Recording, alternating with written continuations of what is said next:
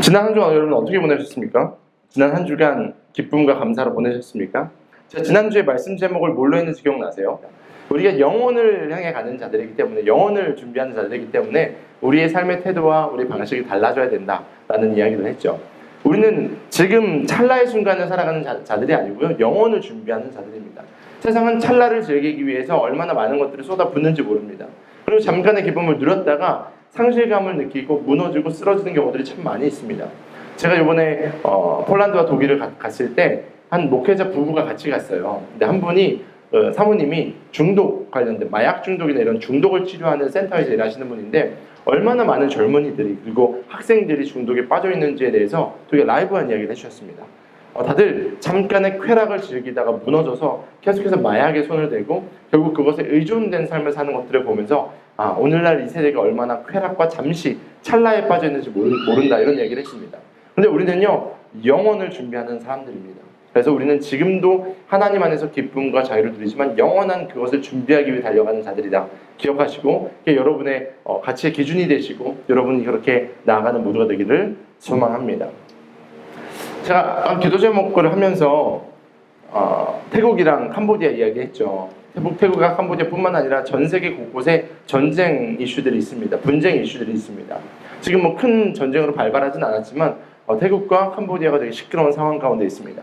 2024년 자료인데요. 2024년 유엔 난민기구에서 우리에게 깊은 상처가 있는 내용을 딱 보고했습니다. 뭐냐면요, 전쟁과 재난과 박해로 인해서 자신의 삶의 터전을 뛰쳐나온 사람들, 그러니까 자신의 삶에서 떠나야 했던, 강제로 떠나야 했던 사람들의 인구를 딱 정리했는데요. 1억 2천만 명이라고 합니다. 여러분, 대한민국 인구가요 5천만이 조금 넘어요. 그러니까 지금 강제로 이주되어서 아니면 강제로 떠난 사람들이 1억 2천이라는 것은요, 대한민국 국민의 2배나 되는 숫자다라는 것을 볼 수 있습니다. 상상도 하기 어려운 일이죠. 우리는요, 지금 여기 살다가 저쪽으로 이사만 가도 참 적응을 못하는 그런 존재들인데, 나라를 떠나야 되고요, 언어를 포기해야 되고요, 자신의 삶에 있는 모든 것을 포기해야 되는 사람이 1억 2천이나 되고 있다고 합니다. 그리고 그 중에 절반이요, 어린아이들입니다. 이들을 우리는 난민이라고 부릅니다. 난민. 그래서 난민이라는 단어는 조금 그들을 보호하는 이름이긴 합니다. 그런데 그들의 실존을 더 가슴 아프게 하는 단어가 있는데, 영어 단어는요, fugitives라고 부르는데 뭐냐면 도망자들이라는 뜻이에요. 그들을 난민이라고 부르는 사람들도 있지만 fugitives, 도망자들이라고 부릅니다. 삶의 터전에서 도망 나온 사람들. 그런데 제가 보여준 이 통계나 이 그림이나 이런 모양들이요, 사랑하는 성도님들, 다른 나라의 이야기일까요? 먼 타국에 그냥 전쟁이 난 그곳의 이야기일까요? 그냥 뉴스와 신문에 존재하는 그런 여러 가지 아티클 중에 하나일까요? 저는 그렇다고 생각하지 않습니다. 오히려 이 이야기는요, 오늘날을 살아가는 우리의 현주소다라고 저는 생각합니다. 우리는요, 총성이나 포탄을 피해서 도망가진 않아요. 지금 대한민국은 그래도 안전한 땅이죠. 그런데 우리는요, 또 다른 것을 피해서 도망칩니다. 때로는 실패, 그리고 두려움을 피해서 도망치기도 합니다. 인정받지 못할 것에 대한 불안감을 우리가 갖고 그것으로부터 도망치기도 합니다. 괜찮은 사람인 척 살아가지만 무엇인가에 쫓기고 있습니다. 과거의 상처나 아픈 기억들이 너무 많아서 그것을 피해서 도망가기도 합니다. 때로는 무거운 책임감 가운데서 해결해야 될 과제가 너무 많아서 그것을 피해서 도망가다가 소셜미디어나 아니면 어떤 미디어, 영상 이런 세계 혹은 일 중독에 빠져서 그것을 도망치는 사람들도 있습니다. 때로는 혼자 있으면 공허하니까, 가만히 있으면 무의미하니까 그것으로부터 도망치고 나를 정신없게 만들기 위해서 얼마나 우리는 시간과 마음으로부터 도망치고 있는지 모릅니다. 오늘날 이 시대는요, 도망자들의 이야기다라고 말해도 과언이 아닐 정도로 오늘 이 시대는요, 다 fugitives, 도망자들이다라는 것을 알게 됩니다. 근데 결국 이런 도망에 대한 이야기들을요, 영적으로 다 묶어보면요, 하나로 귀결됩니다. 뭐냐면요, 하나님으로부터 도망입니다. 인간이 죄를 짓고 나서요, 하나님으로부터 도망치는 겁니다. 마치 아담과 하와가요, 선악과를 따먹고 나서부터 하나님을 피해서 숨은 것처럼 우리 인간은요, 하나님을 피해서 숨고 있습니다. 그분은 우리를 부르시지만 우리는 영적으로 도망치는 자들이 되었습니다. 세상의 역사는 이처럼 비극을 등에 업고 등 떠밀려 도망치는 사람들 이야기로 가득 채워져 있습니다. 그렇다면 우리는 이 절망적인 도망의 역사 속에서 어떻게 희망과 소망을 이야기할 수 있을까요? 현실에 대한 이야기를 하니까 다들 막 표정이 굳어가셨습니다. 생각나는 것들이 있으실 거예요. 오늘 이 시대는 도망의 역사인데 우리가 어떻게 소망을 이야기할 수 있을까? 그 동력은요, 우리의 자격이나 노력이 아닌 것은 확실합니다. 인간이 아무리 노력해봤자 더 악한 것으로 빠져들고요. 인간에게 자격을 요구했을 때 우리 인간 중에서 어떤 누구가 자격을 얻을 수 있겠습니까? 이 소망과 희망에 대한 것은요, 전적으로 하나님께 달려있음을 믿으시길 소망합니다. 하나님의 손에 있습니다. 근데 그 하나님의 손에 있는 하나님의 성품, 포기하지 않으시고 우리를 사랑하신 그 성품의 기인에서 우리가 소망을 이야기할 수 있다라는 겁니다. 세상이요, 하나님을 등지고 떠났어요. 세상이요, 인간이요, 하나님을 등지고 떠났습니다. 하나님은 그런데 그런 떠난 자들을 향해서 터벅터벅 걸어오셨습니다. 그리고 우리를 향해서 하나밖에 없는 독생자를 우리를 이처럼 사랑하셔서 보내셨다라고 성경은 말하고 있습니다. 가장 높은 하늘 보좌에서 우리를 향해서 찾아오신 이야기가 성경에 기록되어 있습니다. 가장 낮은 이 땅에 오셔서 가장 천한 인간의 모습으로 가장 아픈 이야기를 경험하신 고통의 역사로 오신 그분이 바로 예수님이십니다. 이것이 복음의 시작이에요. 이것이 우리 가운데 소망이 되는 시작이라는 것입니다. 복음을 다시 한번 설명하면요, 복음은요, 도망치는 인류를 향한 하나님의 사랑의 손길이다라고 이야기할 수 있습니다. 하나님은요, 우리를 구원하시기 위해서 모든 것을 다 버리시고 우리를 선택하신 위대한 사랑의 이야기입니다. 하나님의 하늘 보좌를 버리시고 이 땅에 오셔서 우리를 구원하신 이야기, 가장 좋은 것들을 다 버려두시고 우리를 구원하신 이야기, 이것이 바로 복음의 이야기입니다. 우리는 도망쳤지만 그분이 찾아오셨기 때문에 우리는 더 이상 도망자가 아닙니다. 우리는요, 이제 그분을 만남으로 말미암아 동일하게 걸어가는 것 같지만 이제는 순례의 여정을 가는, 성경은 필그림이라는 이야기를 합니다. 필그림, 순례자들입니다. 오늘 이 땅을 살아갈 때 주님과 동행하며 하나님이 가라고 하신 곳으로 걸어갈 수 있는 순례자들, 필그림들. 우리가 퓨지티브스라는 정체성이 있었는데 하나님께서 우리를 만나셔서 우리를 필그림으로 바꿔주신 것입니다. 필그림은요, 과거 절망 때문에 도망치면서 쫓기는 사람이 아니었습니다. 과거에 우리는요, 무엇인가로 말미암아 쫓기는 사람이었습니다. 도망친 사람이었어요. 그런데 주님께서 우리를 만나셔서 우리 가운데 하나님의 마음을 부어주시고 비전과 방향을 주셔서 이제 그곳을 향해서 걸어가는 자들입니다.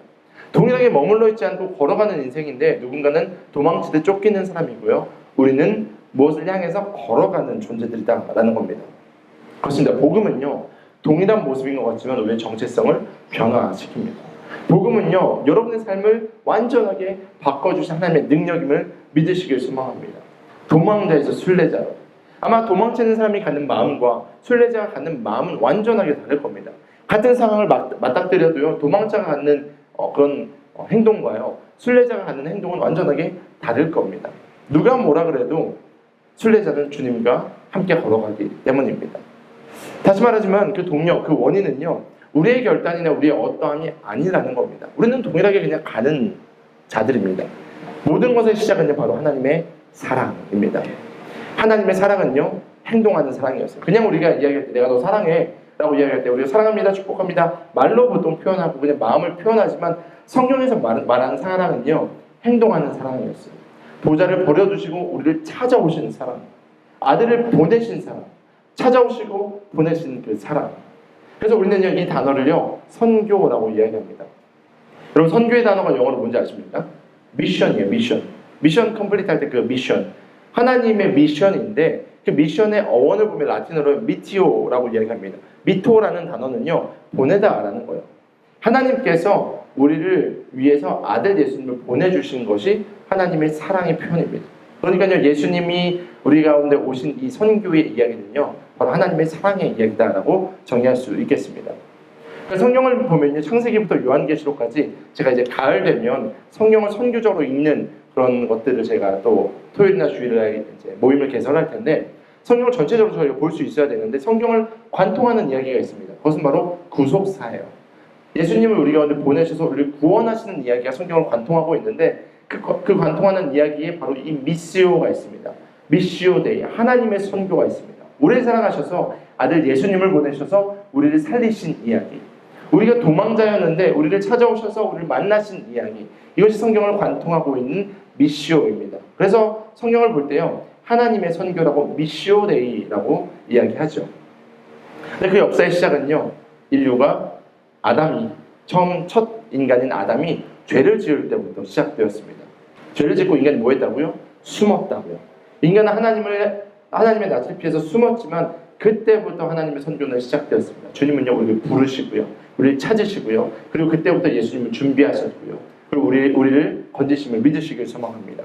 이것이 바로 우리 인류의 역사의 시작이자 그리고 지금도 하나님께서 계속해서 일하시는 방식입니다.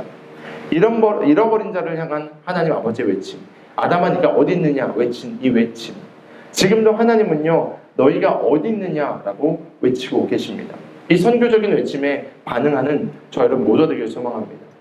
그리고 그 외침은요 포기하지 않으시고 아름다운 형태, 가장 위대한 형태로 나오셨는데 그것이 바로 요한복음 3장 16절 아들을 보내신 이야기입니다. 우리 같이 한번 읽어봅시다. 시작. 하나님께서 세상을 이처럼 사랑하셔서 외아들을 주셨으니. 아멘. 이게 우리가 기억해야 되는 복음의 본질입니다. 하나님은 우리를 이처럼 사랑하셔서 예수님을 보내신 겁니다. 우리를 사랑하셔서. 뭐라고요? 우리를 사랑하셔서. 나를 사랑하셔서. 여러분을 사랑하셔서. 그러니까요 우리는요 사랑받는 존재입니다. 하나님의 선교의 시작은요 우리를 사랑하심으로부터 시작됩니다. 그리고 이 땅에 보냄받은 예수님은요 그 사랑의 본체, 하나님의 본체 되십니다. 그렇다면 하나님께서 우리를 너무 사랑하셔서 예수님을 보내셨다면 우리는 그 보냄받은 예수님에게 어떠한 자세를 가져야 될까요? 우리는 그 하나님의 사랑에 어떻게 반응해야 될까요? 누군가 우리에게 사랑한다고 이야기하면 반응해야 되잖아요. 제가 가끔 이제 몸이 피곤하거나 지쳐 있을 때 누워가 쓰고 와가지고 저한테 아빠 사랑해 이렇게 얘기하고 갈 때가 있습니다. 그럼 제가 어떻게 할까요? 반응을 합니다. 안아주든지 뽀뽀를 해주든지 아니면 뭐 아이스크림을 사주든지 반응을 합니다. 관계라는 것은요 반응을 해야 돼요. 하나님은 우리를 사랑하셔서 아들 예수님을 보내셨습니다. 여러분 어떻게 반응하시겠습니까? 그 내용을요 오늘 본문의 말씀을 통해서 함께 살펴봤으면 좋겠습니다. 예수님은요 잃어버린 우리를 위해서 이 땅에 오셨는데 우리는 어떻게 반응해야 될까? 오늘 본문은요 그 선교, 위대한 하나님의 선교, 우리를 부르시는 이야기, 그리고 그 부르심에 반응한 이야기가 기록되어 있습니다. 바로 아브라함의 이야기입니다. 우리 본문 말씀 같이 한번 12장 1절 말씀 읽어보도록 하겠습니다. 함께 읽습니다. 시작. 주님께서 아브라함에게 말씀하셨다. 너는 내가 살고 있는 땅과 내가 남국과 너희 아버지의 집을 떠나서 내가 보여주는 땅으로 가오라. 아멘. 주님께서 아브라함에게 말씀하셨는데 너는 네가 살고 있는 땅에서 네가 난 곳에서 너희 아버지의 집을 떠나서 내가 보여주는 땅으로 가라 라고 말씀하십니다. 여기서 이제 선교사 파송이 나오는 말씀이에요. 창세기 10장 1절이 첫 번째 선교사 파송이다 라고 말하는 신학자들도 있는데 그 내용인데, 여러분 이 말씀을 봤을 때요 아브라함에게 하나님께서 이주에 대한 말씀을 하시죠. 근데 이 이주가 단순하게 너 이사가 라는 말씀이었을까요? 이 땅이 아니라 저쪽 땅으로 갈래? 라고 말씀하시는 그런 이야기였을까요? 아닙니다. 이 말씀을 영적으로 보면요 당시 아브라함이 의존하고 있었던 것, 그러니까 아브라함이 살고 있었고 아브라함이 태어났고 아브라함의 아버지가 있는 곳, 그러니까 아브라함을 보호하고 아브라함을 형성하고 있는 그 세계관으로부터의 해체를 요구하시는 하나님의 음성을 저희는 들을 수 있습니다. 왜 그것이 해체냐? 지금 떠나라는 것을 조금 더 저희가 분석해 볼게요. 아버지의 집이라는 단어가 나오는데 이 말씀을요 여호수아는 이렇게 이야기합니다. 여호수아 24장 2절인데요 같이 한번 읽어볼게요. 시작. 주 이스라엘의 하나님이 이렇게 말씀하셨습니다. 옛날에 아브라함과 나홀의 아비 데라를 비롯한 너희 조상은 유프라테스강 건너에 살면서 다른 신들을 섬겼다. 아멘. 그러니까 이제 지금 아브라함이 떠난 곳은요 그냥 자기가 살던 곳에서 또 새로운 곳으로 가 이런 것이 아니고요 아브라함이 있던 그 환경, 그를 형성하던 것은요 죄된 것이었다라는 것을 알 수 있습니다. 아버지 데라는요 우상을 만드는 그런 사람이었어요. 그러니까 아브라함이 보고 배운 것, 그가 경험했던 것은요 우상의 것들이었다고요. 그러니까 오늘날 말하는 어떤 신상적인 우상이 아니고 그 문화 자체가, 그가 쓰는 언어 자체가, 그 생각 자체가 하나님 외에 다른 것에 빠져 있을 수밖에 없는 상황 가운데 있었습니다. 그러니까 하나님께서 말씀하신 떠나라라는 명령은요 단순히 고향을 떠나라는 물리적인 이야기가 아니고요 우상 숭배라는 죄의 현상을 떠나서 영적으로 분리되어서 하나님이 말씀하시는 새로운 것들을 경매라라는 이야기였습니다.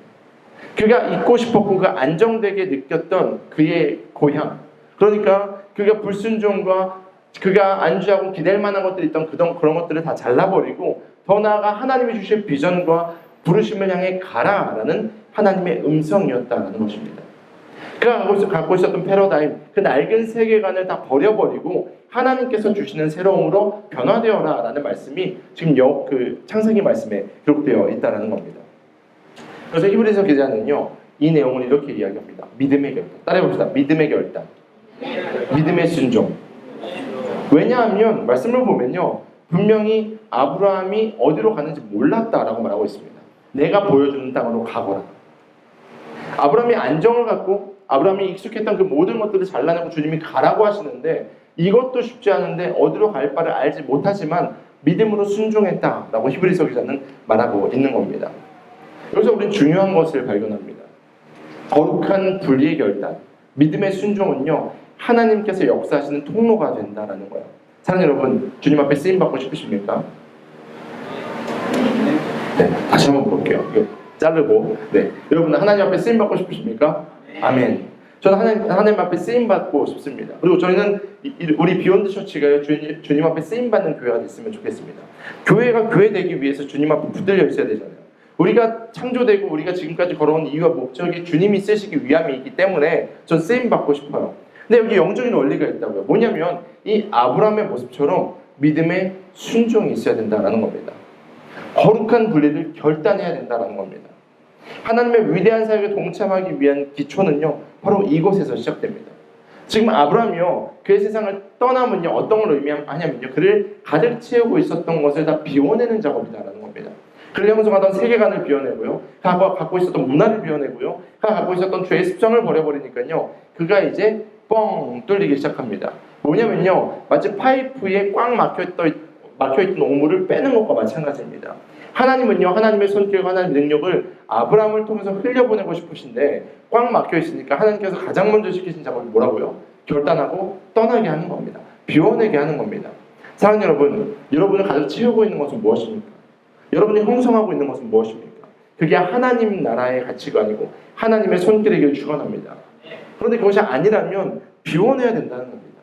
통로를 비워내야지 물이 흘러가는 것처럼 하나님의 은혜가 여러분에게 흘러가기 위해서는, 여러분의 일터, 여러분의 가정, 더 나아가 열방에 흘러가기 위해서는요, 우리가 깨끗한 통로가 되어야 된다는 겁니다. 그래서 하나님께서는 아브라함에게 가장 먼저 너희 친척 본토 아비 집을 떠나라 라고 말씀하고 있는 겁니다.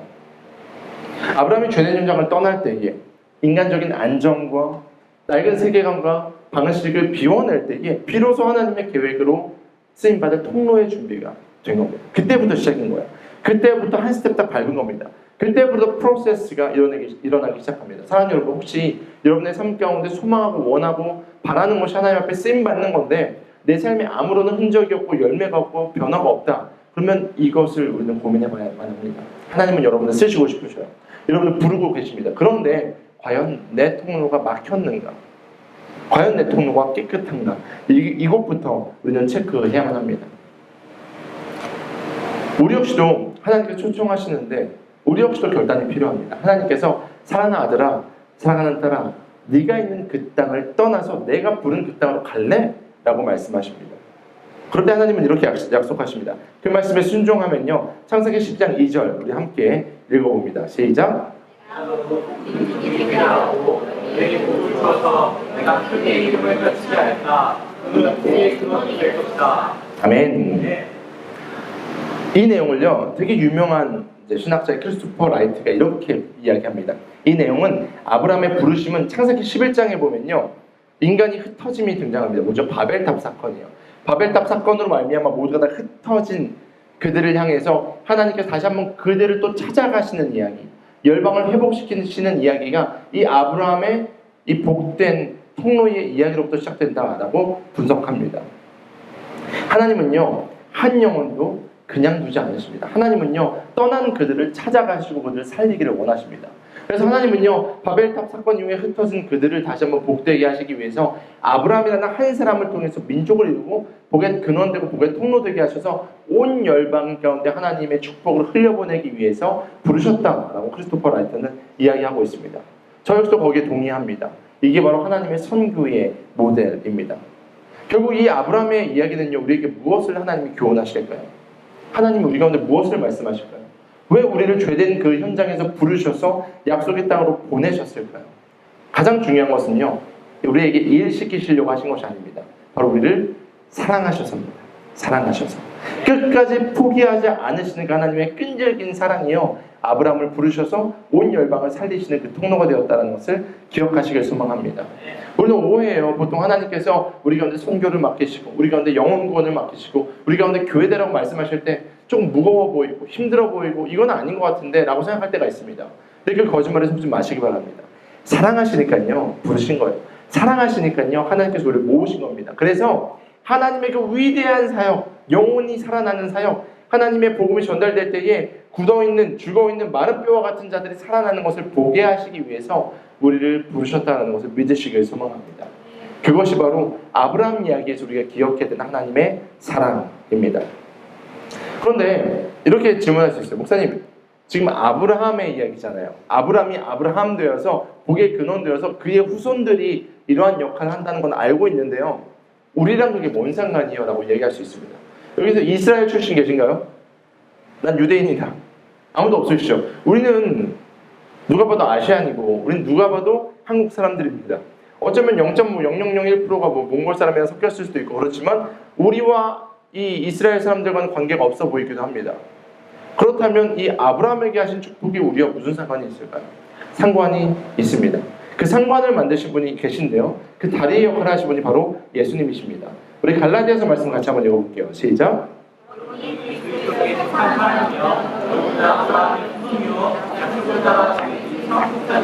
할렐루야. 할렐루야. 이 말씀 너무 중요한 말씀입니다. 눈에 딱 들어와야 되는 단어가 상속자예요. 여러분 물려받을 게 있대요. 할렐루야. 근데 그 상속자로 우리를 변화시키신 게 누구냐? 예수 그리스도로 말미암아. 우리는요 하나님과 원수였어요. 우리가 주님을 향해서 도망쳤다고요. 근데 그분이 우리를 찾아오셔서 우리를 회복시키시고요, 우리를 양자 삼으셨어요. 우리를 구원하셨어요. 이제 너는 도망자가 아니고 이제 나와 함께 순례를 떠나는 필그림이야. 그래서 우리 가운데 죄된 옷을 벗기시고 새로운 옷을 입히셨어요. 그래서 이제 우리는 영적인 아브라함의 후손이 되었다. 갈라디아서는 말하고 있습니다. 그러니까요 하나님께서 오늘 우리에게 주신 말씀은요 아브라함에게만 하신 말씀이 아니고요 저와 여러분 모두에게 하신 말씀임을 믿으시길 소망합니다. 매우 중요한 부분이에요. 말씀을 읽을 때에 그냥 옛날 옛적에 있었던 좋은 말씀이 아니고 오늘날 우리에게도 주신 약속의 말씀으로 받아야만 합니다. 하나님은요 여러분을 통해서 하나님의 놀라운 은혜가 흘러가기를 원하십니다. 믿으십니까? 여러분이 복의 근원 되기를 원하십니까? 믿으십니까? 그 내용을 다시 한번 읽어볼게요. 창세기 12장 3절인데 다시 한번 읽어봅니다. 시작. 너를 축복하는 사람들에게는 내가 복을 베풀고 너를 저주하는 사람에게는 내가 저주를 내릴 것이다. 땅에 사는 모든 민족이 뭐라고요? 너로 말미암아 복을 받을 것이다. 할렐루야. 옆에 있는 분에게 이렇게 이야기합니다. 당신은 다시 한번 당신은 복의 통로입니다. 엄청난 거예요. 엄청난 거. 지금 저희가 저기 에어컨이 이제 냉매가 좀 간 것 같은데 냉매를 갈았다고 치고 가끔씩 인터넷에 이런 내용 등장하는 게 있어요. 우리 사무실에 뭐 조금 재정이 모자라서 저쪽 방에 있는 사람이 비닐관을 쫙 사와가지고 에어컨을 달아서 자기 방에다가 에어컨 막 틀어놓는 그런 이미지들이 좀 있어요. 그러니까 통로가 있는데요. 통로에 지나가는 게 중요합니다. 찬바람이 그 통로로 지나가면 그 통로는요 에어컨 관이 되는 거예요. 만약에 히터가 지나가면 뜨거운 관이 되는 거예요. 만약 거기에서 물이 지나가면 수로가 되는 거예요. 무엇이 지나가느냐가 중요한데요. 하나님이 우리가 복의 통로 되게 하셨다라고 말씀하셨습니다. 할렐루야. 그러니까 여러분의 자녀가, 여러분의 가정이 여러분으로 말미암아 복을 받는 거예요. 여러분의 일터가, 여러분의 주변에 있는 친구들이, 여러분의 나라가 여러분 때문에 복을 받게 되어 있다고요. 그러니까 내가 복을 주는 건 아닌데 하나님이 복을 주시는데 우리가 통로되어서 그것을 전달하는 자들이라고요. 그러니까 이 내용은요 너무나도 우리 가운데 복된 소식입니다. 우리는요 보통 복 받는 거 좋아해요. 제가 이제 사역할 때도 부교역사 사역을 할 때도 어르신들 사역할 때요 많은 권사님들이나 장로님들이 지나가다 기도하다 보면 제 손을 딱 잡고 자기 머리에다 두십니다. 무슨 소리냐면요 안수기도 해달라는 거예요. 이 전통교회는 그래도 안수기도를 되게 이제 좋아하십니다. 겸손하게 어린 사역자지만 제가 그래도 이제 맨날 철야 예배 때 제가 기도 좀 뜨겁게 오래 하는 거 좋아해서 뒤에서 기도하고 있으면 지나가다 권사 한 명이 제 옆에 딱 앉아요. 제 손을 딱 들고 머리에다 대요. 그럼 자연스럽게 기도를 해드려요. 이만큼 우리는 복 받는 거 참 좋아요. 근데 그 복의 종류도 다양하겠죠. 건강하길 원하기도 하고 재정적으로도 여러 가지 복 받으시길 축원합니다. 성경에는 그 복이 써 있어요. 근데 그 복, 지금 성경에서 말하는 복은요, 단순하게 나만 받는 복을 이야기하는 것이 아니에요. 내가 받는 복이요, 나에게 머물러 있으면요, 복은 저수지가 되어버립니다. 그리고 어느 순간 썩어버려요. 근데 만약에 통로가 되잖아요. 그래 그 복은 계속해서 흘러가는 겁니다. 여러분, 물은요, 생각보다 더러운 모든 것들을 정화하는 작용이 있는 거 아십니까? 한 방울에 독이 떨어지거나 정말 더러운 시체가 있어도 물이 계속해서 흘러가잖아요. 그러면 그것이 다 정화가 돼요. 하나님이 그렇게 시스템을 만들어 놓으셨습니다. 우리가 통로되어서 복을 흘려보내면요, 우리가 그 맑은 물 붓게 했었잖아요. 마찬가지로 세상의 더러운 것들이요, 하나님으로 말미암아 회복된다고요. 그런데 나만 복 받고 나만 잘 되고 나만 잘 나가고 이런 것에 머물러 있으면요, 어느 순간 그것은 썩어버린다는 것을 기억해야만 합니다. 골도서는요, 우리 가운데 우리의 정체성을 이렇게 이야기합니다. 같이 한번 읽어보겠습니다. 시작. 우리는 그리스도의 사람입니다. 하나님께서는 우리를 시켜서 여러분이 공부하십니다. 우리는 그리스도를 이해하여 감사합니다. 여러분은 하나님과 화해하십시오. 할렐루야. 우리는요, 복음을 사유화하는 자들이 아닙니다. 우리는 복음을 전달하는 전달자입니다. 아브라함이요, 당대의 열방을 향하는 복의 통로였다면요, 오늘 우리는요, 그리스도를 대신해서 열방의 복음을 전하는 파송된 그리스도의 사절, 하나님의 대사임을 믿으시길 소망합니다. 그게 우리의 정체성이에요. 우리의 정체성이에요. 우리가 가는 곳곳마다 그리스도의 사랑이 전달되고 복음이 전달되고 생명이 전달되는 그리스도의 사절이다. 이것이 우리를 당당하게 나아가게 하는 정말 복된 말씀임을 믿으시길 소망합니다. 제가 지난주에 그 리키 김 선교사님과 좀 미팅할 일이 있어서 저쪽 삼성역에서 만나서 이제 커피를 한잔 했습니다. 여러 가지 사역 이야기를 하고요. 너무 오랜만에 만나가지고 가정 이야기도 하고 사역 이야기를 하다가 저희가 둘 다 사역자다 보니까, 선교사고 목사다 보니까 저희에게 공통된 친구들이 있어요. 공통된 파이들이 좀 있어서 나누다가 좀 안타까운 이야기들이 주변에서 나와서 그 이야기를 하면서 저희가 좀 중보하는 시간을 가졌습니다. 처음에 사역자들이요, 이제 내가 죄종 돼야지 주님께서 날 부르셨다라는 확신 딱 들면 신학교에 갑니다. 얼마나 열심히 공부하는지 모릅니다. 선교단체도 들고 열심히 훈련을 받아요. 그러면서 이제 전도사로 사역하다가 하나님께서 우리 가운데 주신 많은 이야기들에 동참하기 위해서 전도도 열심히 하고요, 선교에도 열심을 다합니다. 뭐 교역자 사례비 얼마 안 되는데 그 교역자 사례비에다가 아르바이트 해가지고 그걸로 청소년들 먹이면서 막 그렇게 열심히 사역을 합니다. 그 당시에는 그래요. 그리고 하나님께서 열방을 보내시면 선교비도 열심히 모아가지고 함께 선교 나가자고 하고 선교 막 편지도 만들어가지고 그렇게 사역을 합니다. 근데 어느 순간 목회자들이 목사 안수를 받고, 모두가 그런 건 아니에요. 저희 주변에 있는 안타까운 몇 명이 그런데 안정적인 대우가 생기고 사람들이 막 알아봐 주니까 외부 사역을 막 시작합니다. 그러면서 원래 이분이 엄청 야성이 있어서 거리전도 하고 막 사람 살리고 선교 나가고 이랬던 분인데 어느 순간 이제는 그 자신을 불러주는 이너서클 안에서 그 사람들에게 서비스를 제공하는 사람으로 변화되는 것을 저희가 보게 됩니다. 이제는 반복되는 프로그램에서 강사로 일하기 시작하고요, 야성은 잃어버리고 이제 정말 사역을 위한 사역을 하다가 번아웃된 몇몇 친구들의 이야기가 들려서 그들을 좀 이제 돕자, 이런 처음에 시작됐을 때는요, 교회의 이름처럼 우리가 살아보자라고 이야기해서 열심히 전도와 선교에 힘씁니다. 그런데 어느 순간 안정되면 소위 말하는 교회 멤버십들 안에서만 서비스를 한다, 이런 이야기를 하기 시작해요. 이제 선교사님이 이제 외부 사역을 많이 하다 보니까 원래 이런 교회가 아니었는데 어느 순간 그 안에 있는 이너서클 안에서의 서비스를 제공하는 종교단체가 되어버렸다라는 것을 이야기하면서 정말 우리는 끝까지 야성을 가져갔으면 좋겠다. 저보다 형이시니까 그런 이야기를 하는 시간을 가졌습니다. 그러면서 우리의 이야기는 다시 한번 그곳에 머물러 있는 사람들에게 우리가 다시 한번 불을 붙이고 그 사람들을 살리는 작업을 좀 하자, 이런 이야기를 했습니다. 아까 말씀드린 것처럼 통로가 통로되지 못하면요, 정체성이 바뀌게 됩니다.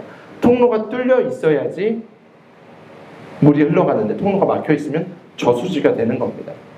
매너리즘에 빠지고 유혹에 빠지게 되는 겁니다. 저는 한국교회의 어떤 사역자들을 비난하기 위해서 이야기한 게 아니고요, 저의 이야기고 우리 공동체의 이야기고 여러분의 이야기가 될 수 있기 때문에 나누는 이야기입니다. 하나님은요, 여러분이 복의 근원 되기를 원하시면서 여러분이 복의 통로 되기를 원하십니다. 여러분 그런 존재예요. 그러니까요, 사단은 계속해서 맡기게 할 겁니다. 마치 혈관에서 피가 잘 흐르다가 어느 순간 뭐 지방도 끼고 여러 가지가 껴서 혈관이 막혀서 어느 순간 쓰러지는 것처럼 우리 교회를, 우리 개인을, 우리 공동체를 무너뜨리려고 오늘도 사단은 우리를 공격하고 있습니다. 바라기는요, 이 유혹과 매너리즘을 이겨내길 소망합니다. 그러기 위해서 다시 한번 본론으로 돌아가서 아브라함이 했던 그 모습을 우리가 알기 필요합니다. 본토 친척 아비집을 떠나야만 합니다. 계속해서 우리가 머무르고 안주하려고 하는 것들에서부터 벗어나서 하나님께서 부르신 곳이 어디일까? 우리가 세밀하고 예민하게 찾아야지 하나님께서 주신 그 복이 온전하게 흘러갈 수 있는 것입니다. 우리는 더 이상 이 세상의 수많은 문제와 아픔으로 쫓겨다니는 도망자들이 아닙니다. 이제 우리는요, 순례자예요. 이제 우리는요, 하나님의 대사입니다. 그렇다면 사랑하는 여러분, 오늘 말씀을 들으면서 한번 고민해 보셨으면 좋겠습니다. 여러분, 하나님이 지금 여러분을 사랑하셔서 어디로 보내셨습니까?